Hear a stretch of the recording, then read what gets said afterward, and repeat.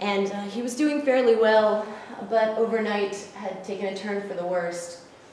And it was really devastating to me, because when I had left, he was doing quite well, and I came in the next morning, and the child had died, and he was wrapped in the blanket that I had given the family for him, and it was just so difficult for me. Because you do the best that you can, and you say, and you have to come up to a place where you say, God does everything else.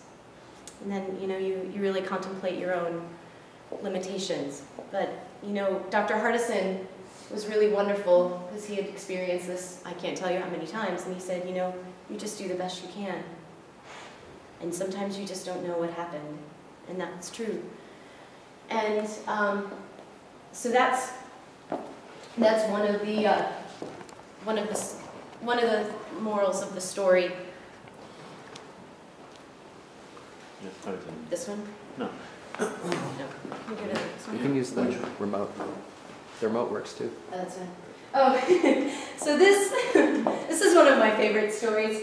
I don't know how well you can see, but there's a red area on this child's tonsil. So Walter is a little 8 or 9-year-old boy who came in, and he was drinking river water. Rule number 1, don't drink the water. And so he was drinking some river water and comes in, he's like, I think I have a bug in my throat. Well, and his father's like, there's something wrong with his throat. And so we numbed it up, and there's something in there. And that was what was in there. He had a leech on his tonsil, so we pulled it off, and the thing was like squirming around on the table. It was quite impressive, actually. It had suckers on both ends, and that was the high. That was pretty fun, actually. I did have I could feel the hairs on the back of my neck standing up. This is Pessy, and Pessy is, gosh, what a wonderful lady. She is in her mid-60s and has horrible rectal cancer, and she had to go for surgery, and surgery in Kenya, and I never want to have surgery in Kenya, and never, ever. I don't care how bad I am. If I die on the way back, that's fine, because I'll probably die there. So in Kenya, just to give you an understanding, the average Kenyan makes 100 shillings a day if they are employed, and 100 shillings a day is about $1.15, okay? Anytime you're going to have surgery in Kenya, the surgeon asks for 10,000 shillings up front before the surgery is even done, regardless of the outcome. Maybe they'll follow you up, maybe they won't. And Pessy's family put up the money for the surgeon. The surgeon did the surgery. She had a colostomy, which is a bag placed for a bowel obstruction, and she just had a bad course afterwards, really bad course, and we did the best that we could to help her. And finally, her colostomy started working after about a week and a half, and she still managed to smile. She still managed to be grateful. She still managed to be happy. And that's the way I always want to remember her. And that's something I have not yet mastered. And I think of her very fondly because I think of everything that she was going through. And I mean, she was just completely wasted from not being able to eat and not being able to take care of herself and not being able to do much for herself, but she's still smiling, as you can see.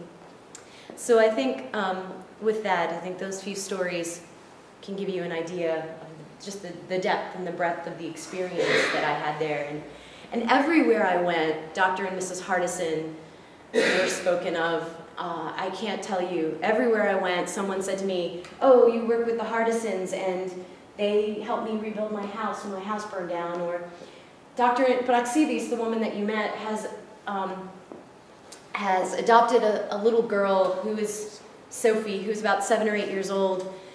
Sophie is an orphan, and by Kenyan standards, an orphan is anyone who has lost one parent, and as you probably have heard, there's an entire generation of people who are dying because of AIDS. And Sophie's parents had died, and she was in the care of her grandparents, and the child really just was wasting away to nothing and left at the hospital for dead.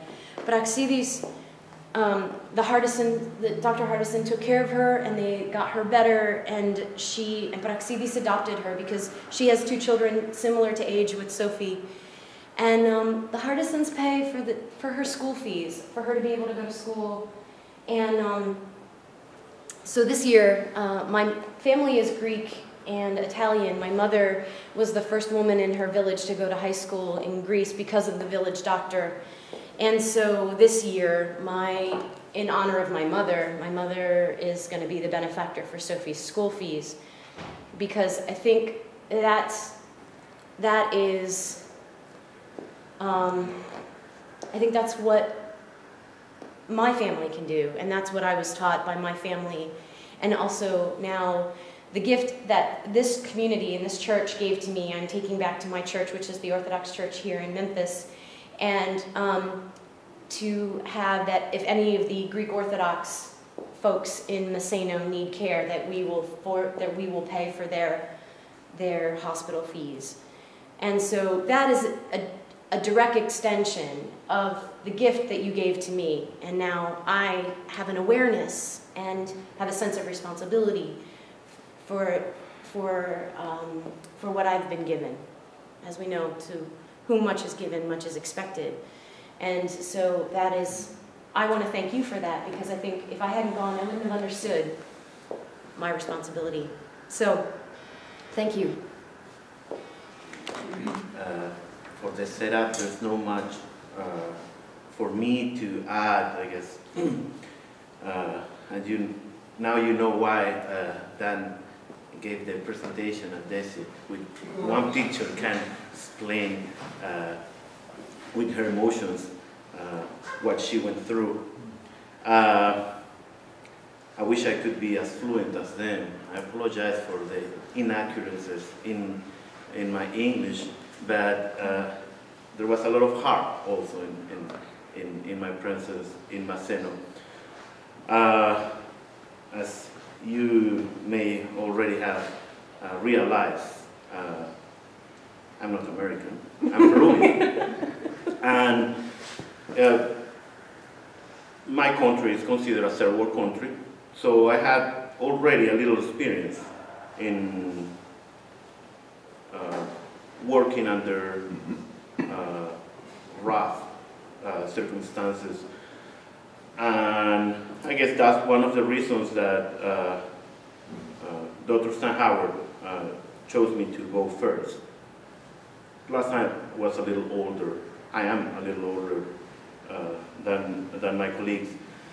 I guess I have to get together with my 2 colleagues and say thank you for this opportunity, and also take this opportunity to say thank you to Bruce Steinhauer, who is, I can take personally as my mentor in internal medicine. I guess he has harmonized all this setup in between UT and the funding of the Episcopal Church. UT has done its part too, because it's not easy to send a physician that has a salary for a month outside. So I guess they did their part. And I want to thank you, and I really appreciate what Dan and DESY did, because they also left their houses, their family behind to give 1 month of their life and their professional life to Miseno Hospital. For me, probably it was a little easier. I don't have family here, and I was, anyway, away from them. One of the things, I mean, Dan already explained how the hospital works, and DESY gave a lot of emotion on what she went through. Definitely, there's a lot of need in the medical part in Miseno. that I